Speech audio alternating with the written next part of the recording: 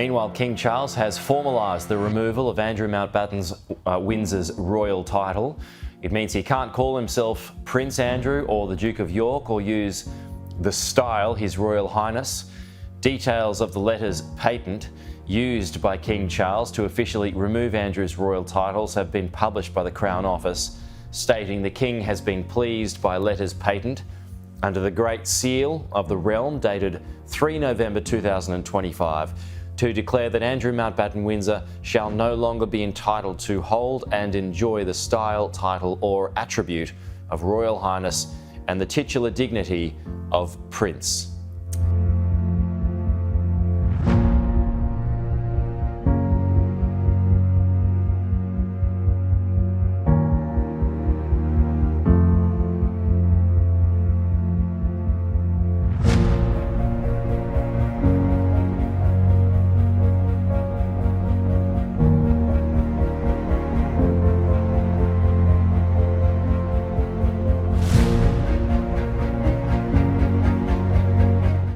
Joining us now is skynews.com.au columnist Louise Roberts. Louise, it's great to see you again. Great to see you as always, Gabriella. Now, Andrew Mountbatten Windsor, formerly known as Prince Andrew, is reportedly under investigation by British authorities and could face jail time. Historian Andrew Lowney made claims suggesting that Andrew engaged in misconduct both financially and within the royal household. And he says that since Andrew's been removed from power, there's been more and more information being revealed, with former palace staff no longer afraid to actually speak out. Yeah, absolutely. It's I think the information from Andrew Lowney is absolutely damning, and it just shows that it's complete open season on the man who used to be known as Prince Andrew. If household staff who were previously told to keep quiet are now feeling emboldened to actually spill the beans. And I was interested to see when he talks about misconduct within the household, what he's referring to is an allegation that Andrew brought prostitutes into the palace and his mother knew about it and turned a blind eye, and staff were told not to say anything, and in particular royal protection officers were told if they complained or flagged it, they'd be moved to a less glamorous post somewhere away from the royal household. So I think the feeling is that also the financial impropriety, that's what they'll probably go for.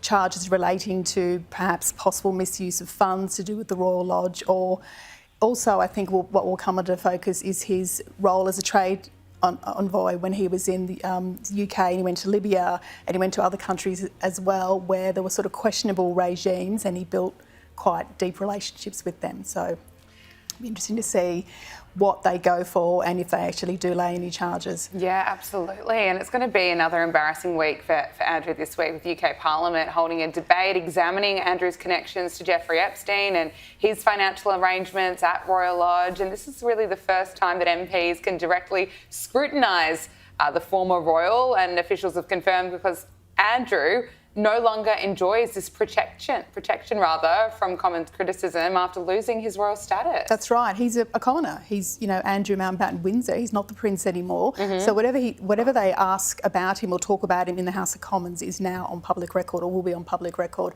And that is something I think the palace has avoided assiduously for many years, is any type of paper trail. And what you find often is that if MPs ask for questions or investigations, they often then rope the police in, and that will open up Andrew, of course, to the potential of prosecution or criminal charges. And again, to Andrew Lowney, his view is that he will be investigated, he will be charged, he could go to jail, and I think, to use his words, he's toast, because everything is sort of come home to roost in a way for him. All the work that was done to paper over some of his behaviour is now fully exposed. And William and Charles want nothing to do with him in that respect. Andrew now has to answer for it.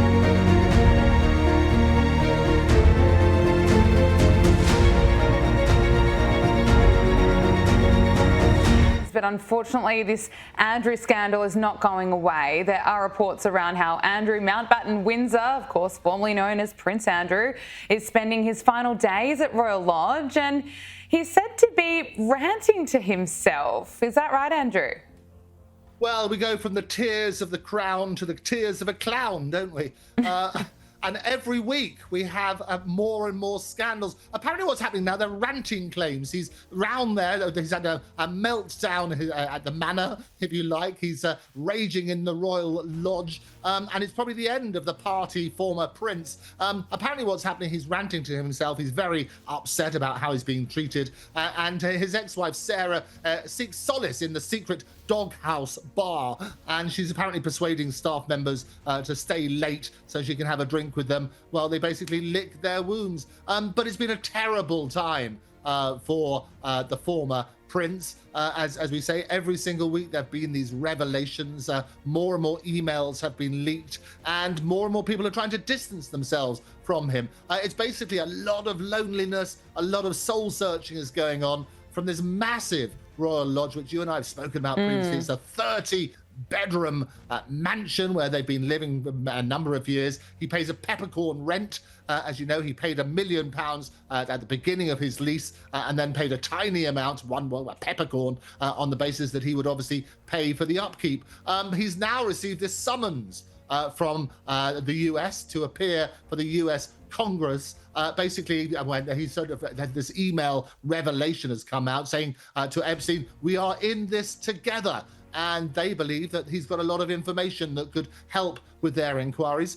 He's supposed to respond to that by the 20th of November. Watch this space. He has resisted any temptation to answer questions beforehand. You might remember in that BBC interview, he said he would go on the advice of his lawyers. Well, certainly to date, he hasn't contributed to clarity in that sort of way. I always say that sunlight is the best disinfectant. Let's see what happens, but I wouldn't be too surprised if he does remain stumm. Yes, I tend to agree with you there. There are also questions over what the royal family is going to do with Andrew this Christmas, because it seems very unlikely that the former Duke will be invited to King Charles's family celebration on the Sandringham estate. Oh, no, absolutely. And we always say he's not going to be invited around at the Monopoly table. This is what the ruthless Prince William, as we called him, basically, he got his wish. Today, we're reminded daily about how uncomfortable he felt at the Duchess of Kent's funeral when Andrew was trying to sidle up to him and try to exchange a few words. And I know quite a few lip readers who can tell you what they really said under his breath. But the reality is, no, they are desperate to get away from Andrew. They're desperate. No one wants to be seen with him. So the concern is this, his Christmas nightmares. Basically, the daughters might ditch Dad for Sandringham. We'll see what happens on that sort of basis. And he could be left in solitude. So those close to him are saying, well, where's he going to spend Christmas? Last year, they spent it together. His daughters went off to their own family members, to their husbands' families, effectively. But Fergie will probably go off somewhere hot. And Andrew could well be left alone eating a meal for one bought from the local supermarket. And what about Princess Beatrice, Princess Eugenie? It's unlikely that they'll be celebrating with their parents as well. Well, I think that's absolutely right. They are basically still in the throes of this sort of terrible scandal. And what's happened is that the king has made it clear, look, he doesn't want them to be tarnished. They might have this Yuletide U-turn, if you like. They won't have the Sandringham snub that Andrew's going to get. And I think they could very well be welcomed into the fold. And that would be a good thing. As I say, it's only a few weeks before Christmas. I know Christmas decorations are up already in London. Quite scandalous that they do it so early. But what's happening is last year they spent it with their respective partners, their husbands, families. This year, I would absolutely expect them to be seen in Sandringham, which will be the king's gesture to say, look, the poor princesses shouldn't be punished in this way for the sins of their father.